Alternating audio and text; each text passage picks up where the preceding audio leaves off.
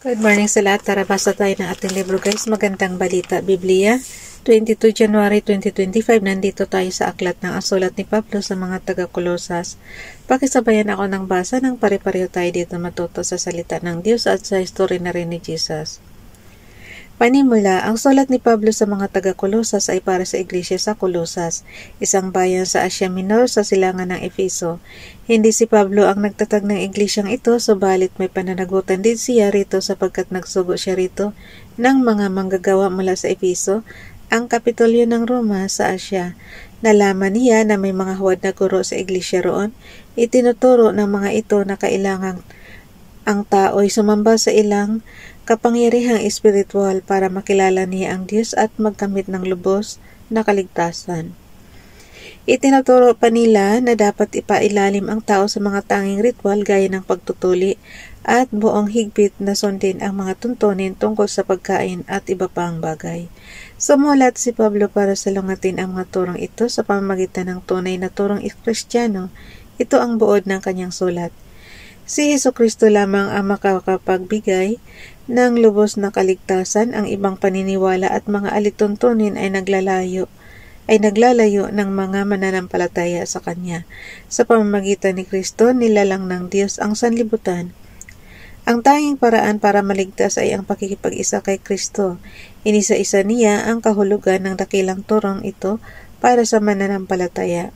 Kapansin-pansin dito na si Tikiko na siyang nagdala sa Kolosas ng sulat na ito ni Pablo ay sinamahan ni Onesimo, ang aliping may kinalaman sa pagsulat ni Pablo kay Philemon. Nilalaman, panimula chapter 1 verse 1 to 8, ang kalikasan at gawain ni Kristo chapter 1 verse 9 to chapter 2 verse 19, ang bagong buhay na nakaugnay kay Kristo chapter 2 verse 20 to chapter 4 verse 6, pagwawakas chapter 4 verse 7 to chapter hanggang 4 lang pala to. Pagwawakas chapter 4 verse 7 to verse 18. Tapusin na kaya natin guys. Mahaba ba? Kaya naman yata tapusin para bukas sa Tesalonica na tayo. Kunti na lang kasi naman talaga yung Biblia guys. O na matapos na natin siya. Gusto ko na talaga matapos. Okay. Colossus chapter 1 verse 1.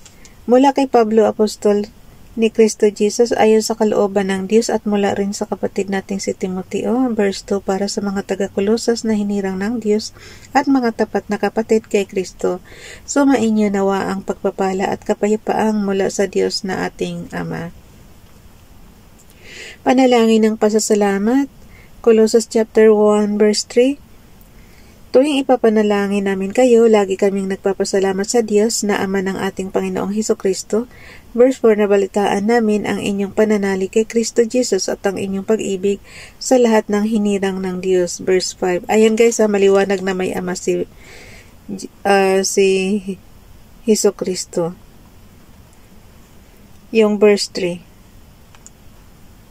Diyos na Ama ng ating Panginoong Hesukristo. So, mayroong Diyos na Ama.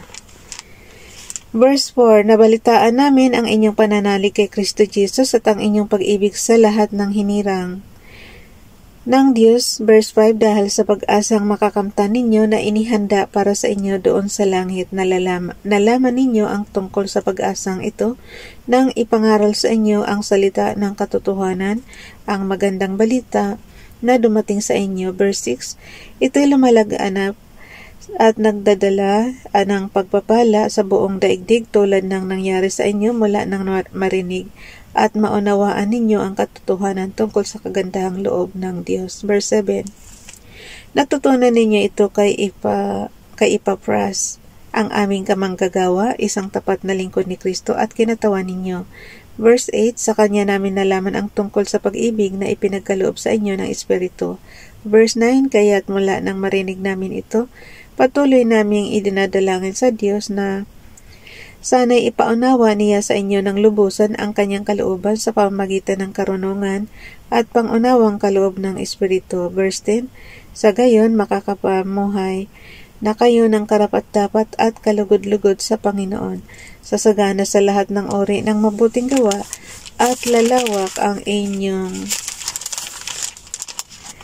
pagkakilala sa Diyos. Verse 11, idinadalangin din naming patatagin niya kayo sa tulong ng kanyang dakilang kapangyarihan upang inyong matiis na masaya at may pagtsatsaga ang lahat ng bagay. Verse 12, lagi kayong magpasalamat sa Ama sapagkat minarapat niyang makabahagi kayo sa pangako ng Diyos para sa mga hinirang na nasa liwanag. Verse 13, iniligtas niya tayo sa kapangyarihan ng kadiliman at inilipat sa kaharian ng kanyang minamahal na anak. Verse 14, na nagpalaya at nagdulot sa atin ng kapatawaran sa ating mga kasalanan. Ang likas at gawain ni Kristo. Colossians chapter 1 verse 15, si Kristo ang larawan ng Diyos na di nakikita. Siya ang panganay na anak at pangunahin sa lahat ng mga nilikha. Verse 16, sapagkat sa pamamagitan niya ay nilikha ang lahat ng nasa langit at nasa lupa, nakikita man o hindi, pati ang mga espiritual na kapangyarihan, paghahari, pamamahala at pamumuno, ang lahat ay nilikha ng Diyos sa pamamagitan niya at para sa Kanya. Verse 17, siya ang una sa lahat at ang buong sansinukob at nanatiling nasa kaayusan sa pamamagitan niya. Verse 18, siya ang ulo ng iglesia na kanyang katawan. Siya ang pasimula, siya ang panganay na anak, ang unang binuhay mula sa mga patay upang siya ay maging pangunahin sa lahat. Verse 19, sapagkat minarapat ng Diyos na ang buo niyang kalikasan ay manatili sa anak. Verse 20, at sa pamamagitan ng anak niloob ng Diyos na ang lahat ng bagay, maging sa langit o sa lupa, ay makipagkasundo sa Kanya, pakikipagkasundo sa pamamagitan ng pag-aalay ng anak ng Kanyang dugo sa cross. Verse 21, dati kayo'y malayo sa Diyos at naging kaaway niya dahil sa inyong paggawa at pag-iisip ng masasama. Verse 22, ngunit sa pamamagitan ng pagkamatay ni Kristo, kayo ay ginawang kaibigan ng Diyos, nang sa gayon ay mahirap niya kayong banal, walang kapintasan at walang dungis. Maiharap. Ulitin ko yung verse 22 guys. Ngunit sa pamamagitan ng pagkamatay ni Kristo, kayo ay ginawang kaibigan ng Diyos, nang sa gayon ay maiharap niya kayong banal, walang kapintasan at walang dungis. Verse 23, subalit kailangan ninyong manatiling tapat at matatag sa inyong pananampalataya, at huwag pabayaang mawala ang pag-asang dulot ng magandang balita na inyong narinig.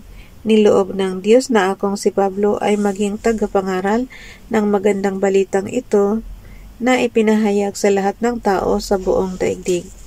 Si Pablo ay naglingkod sa iglesia. Verse 24, nagagalak ako sa aking paghihirap alang-alang sa inyo, sapagkat sa pamamagitan nito na ipagpatuloy ko ang paghihirap ng kailangan pang gawin ni Kristo para sa iglesia ng kanyang katawan.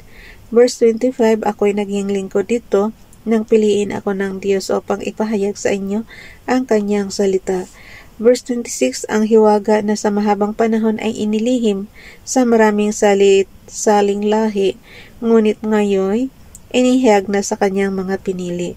Verse 27, niloob ng Diyos na ihayag sa lahat ng mga hintil ang dakila at kamanghamanghang hiwagang ito na walang iba kundi si Kristo na nasa inyo. Siya ang ating pag-asa na tayo makakabahagi sa kaluwalhatian ng Diyos. Verse 28, iyan ang dahilan kung bakit ipinapangaral namin si Kristo, ang lahat ay aming ipinapaalalahanan at tinuturuan ng may buong kaalaman upang maiharap namin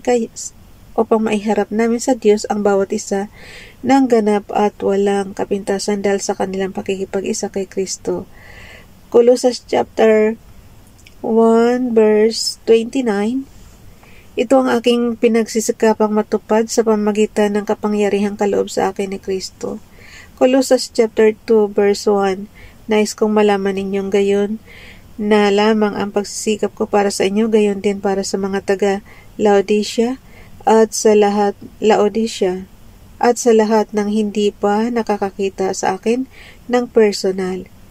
Verse 2, ginagawa ko ito upang palakasin ang kanilang loob at upang mabuklod sila sa pag-ibig. Sa gayon, mararanasan nila ang ganap na pagpapala ng tunay na pagkaunawa at kaalaman patungkol sa hiwaga ng Diyos na walang iba kundi si Kristo. Verse 3, sa pamamagitan niya nahayag ang lahat ng kayamanan, ng karunungan at kaalaman ng Diyos. Verse 4, sinasabi ko ito upang hindi kayo mailigaw ni numan sa pamamagitan ng mga pananalitang mapanghikayat. Verse 5, kahit nawala na ako riyan, kasama naman ninyo ako sa Espiritu at ako'y nagagalak sa inyong maayos na pamumuhay at matibay na pananalig kay Kristo. Ang ganap na pamumuhay kay Kristo. Verse 6, sapagkat tinanggap na ninyo sa Kristo, Jesus bilang Panginoon. Title yun guys, ang ganap na pamumuhay kay Kristo. Colossians chapter 2 verse 6, sapagkat tinanggap na ninyo sa Kristo Jesus bilang Panginoon, mamuhay kayo sa paraang karapat-dapat sa Kanya. Verse 7, magpakatatag kayo at patuloy na lumago sa pagkakilala sa Kanya, magpakatibay kayo sa pananampalatayang itinuro sa inyo at lagi kayong magpasalamat sa Diyos. Magbasa rin kayo guys, kasi katulad yan yung mga naka-bold na yan yung title ng mga verses. So, mainam yung kayo mismo nakakabasa niyan. Colossians chapter 2 verse 8, mag-ingat kayo upang hindi kayo mabihag ni numan sa pamamagitan ng walang kabuluhan at madayang katuruan na hindi kay Kristo nagmula, kundi yung naka-bold na pagkasulat guys, di ba makikita nyo naman pagka matingkad ang kulay, yan yung title. Okay, ulitin ko. Colossians chapter 2 verse 8, mag-ingat kayo upang hindi kayo mabihag ni numan sa pamamagitan ng walang kabuluhan sa madayang katuruan na hindi kay Kristo nagmula kundi sa mga tradisyon ng mga tao at sa mga alituntunin na mundong ito. Verse 9, sapagkat likas kay Kristo ang buong pagkadiyos kahit na siya ay nagkatawang tao. Verse 10, kaya't kayo ganap na sa pamamagitan ng inyong pakikipag-isa sa Kanya na siyang nakakasakop sa lahat ng kapangyarihan at pamamahala. Verse 11, sa pamamagitan din ni Kristo, kayo'y tinuli hindi ayon sa laman kundi ayon sa Espiritu. Verse 12, sa pamamagitan ng bautismo na ilibing kayong kasama ni Kristo at muli rin kayong nabuhay na kasama niya dahil sa inyong pananalig sa kapangyarihan ng Diyos na muling bumuhay sa Kanya. Verse 13, kayong dating patay dahil sa kasalanan, kayong mga hintil na hindi nasasakop ng kautusan ay binuhay ng Diyos na kasama na Kristo. Pinatawad niya ang ating mga kasalanan at verse 14, verse 14 guys. Pinawalang bisa ang lahat ng naisulat na alituntunin laban sa atin, pati ang mga pananagot ang kaugnay nito. Pinawi niya ang lahat ng ito nang ipako siya sa cross. Verse 15, sa pamamagitan ng kanyang kamatayan sa cross nilupig niya ang mga pinuno at kapangyarihan ng sanlibutan. Ang mga ito'y parang mga bihag na kanyang ipinarada sa madla bilang katunayan ng kanyang pagtatagumpay. Verse 16, kaya't huwag na kayong magpapasakop pa sa anumang alituntunin tungkol sa pagkain o inumin, tungkol sa mga kapistahan sa bagong buwan o sa araw ng pamamahinga. Verse 17, ang mga ito'y anyo lamang na mga bagay na darating. Ngunit si Kristo ang katuparan ng lahat ng ito. Verse 18, huwag kayong magpapatangay sa mga nagpapakita na maling pagpapakumbaba at sumasamba sa mga anghel. Ipinagmamalaki nilang sila'y nakakahigit sa inyo dahil sa ipinagigiita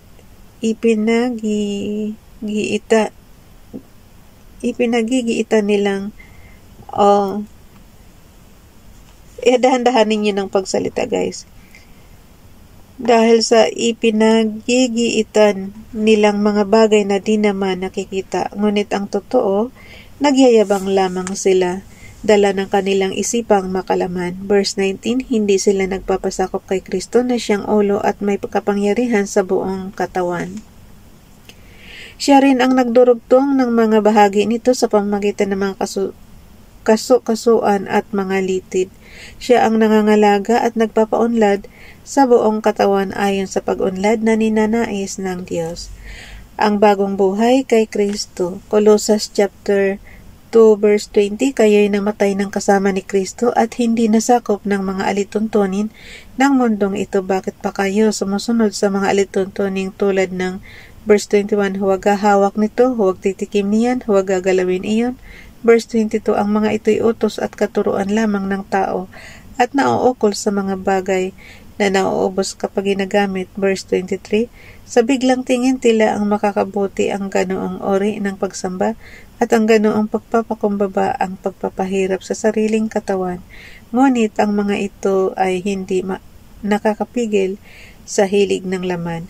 Colossus chapter 3 verse 1, binuhay kayong muli na kasama ni Kristo, kaya't ang pagtuunan ninyo ng isip ay ang mga bagay na nasa langit na kinaroroonan ni Kristo na nakaupo sa kanan ng Diyos. Pasensya na guys, sabi nilisan ko para matapos tayo.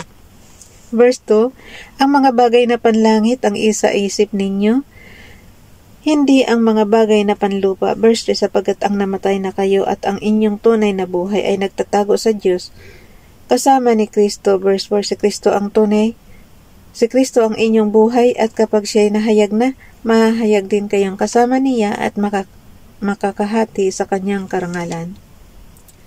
Ang dati at bagong buhay. Colossus chapter 3 verse 5, kaya't dapat nang mawala sa inyo ang mga pagnanasang makalaman, ang pakikiapid, kahalayan, mahalay na simbuyo ng damdamin, masasamang nasa at ang kasakimian na isang uri ng pagsamba sa Diyos-Diyusan. Verse 6. Dahil sa mga ito, tatanggap ng parusa ng Diyos ang mga taong ayaw pasakop sa Kanya. Verse 7, kayo man ay namuhay din ayon sa mga pitang iyon, nang kayo ay pinaghaharian pa ng mga ito. Verse 8, ngunit ngayon, itakwilan ninyo ang lahat ng galit, puot at sama ng loob. Iwasanan ninyo ang panlalait at malaswang pananalita. Verse 9, huwag kayong magsisinungaling sa isa't isa sapagkat hinubad na ninyo ang dati ninyong pagkatao, pati ang mga gawa nito.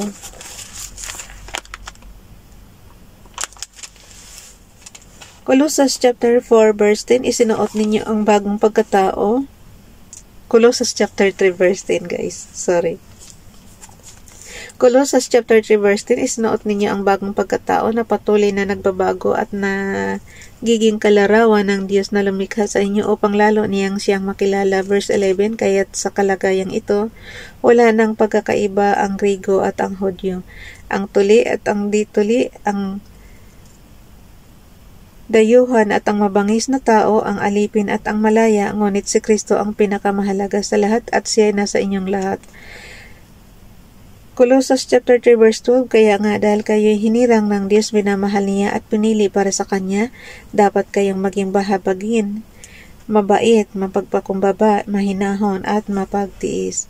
Verse 13, magpasensya kayo sa isa't isa at magpatawad kayo kung may hinanakit kayo kanino man, magpatawad kayo gaya ng pagpapatawad sa inyo ng Panginoon. Verse 14, at higit sa lahat magmahalan kayo sapagkat ang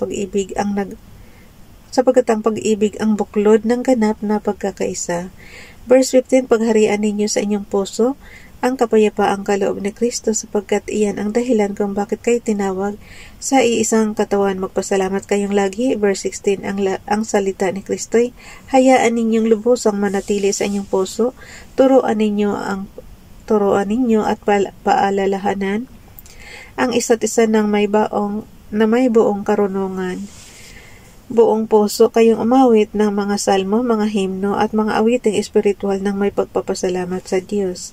Colossus chapter 3 verse 17, at anuman ang inyong sasabihin o gagawin ninyong lahat sa pangalan ng Panginoong Jesus at sa pamamagitan niya ay magpasalamat kayo sa Diyos Ama. Ang pagsasamahang nararapat. Colossus chapter 3 verse 18, mga babae, pasakop kayo sa inyong asawa sapagkat iyan ang kalooban ng Panginoon. Verse 19, mga lalaki, mahalin ninyo ang inyong asawa at huwag kayo maging malupit sa kanila. Verse 20, mga anak, sundin ninyong lagi ang inyong mga magulang sapagkat iyan ang nakalulugod sa Panginoon. Verse 21, mga magulang, huwag ninyong pagalitan ng labis ang inyong mga anak at baka masiraan sila ng loob. Verse 22, mga alipin, sa lahat ng bagay ay sundin ninyo ang inyong mga amo, may nakakakita man o wala. Maglingkod kayo, hindi upang kalugdan ng mga tao, kundi dahil sa kayo'y talagang tapat at may takot sa Panginoon. Verse 23, anuman ang inyong ginagawa, gawin ninyo ng buong puso na parang Sa Panginoon kayo naglilingkod at hindi sa tao. Verse 24, sapagkat si Kristo ang Panginoong pinaglilingkuran ninyo at alalahanin ninyong pagkakalooban kayo ng Panginoon ng gantimpalang inilaan niya para sa inyo. Verse 25, ang makasalanan naman ay paparusahan niya sa kanilang kasalanan sapagkat ang Diyos ay walang kinikilingan. Colossus chapter 4 verse 1, mga amo, maging mabuti kayo at makatarungan sa mga naglilingkod sa inyo. Alalahanin ninyong kayo man ay may Panginoon sa langit. Mga tagubilin, Colossus chapter 4 verse 2, maging matyaga kayo sa panalangin. Maging matyaga kayo sa pananalangin, laging handa at nagpapasalamat sa Diyos.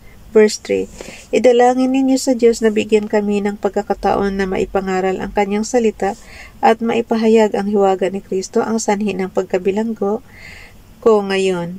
Verse 4, ipanalangin din ninyong maipahayag ko ito ng buong linaw gaya ng nararapat. Verse 5, maging matalino kayo sa pakikitungo sa mga hindi nananampalataya at pahalagan ninyo ang bawat pagkakataon. Verse 6, sikapin ninyong laging maging kaaya-aya at kapakipakinabang ang inyong pananalita sa kanila at matuto kayong sumagot ng tama sa sinumang nagtatanong. Pangwakas na pagbati, Colossus chapter 4 verse 7, si Tikiko ang magbabalita sa inyo tungkol sa kalagayan ko rito. Siya ay minamahal naming kapatid, tapat na lingkod at kamanggagawa sa Panginoon. Verse 8, pinapunta ko siya riyan para malaman ninyo ang aming kalagayan nang sa gayon ay lumakas ang inyong loob. Verse 9, kasama niya ang tapat at minamahal nating kapatid na si Onesimo na kasamahan ninyo.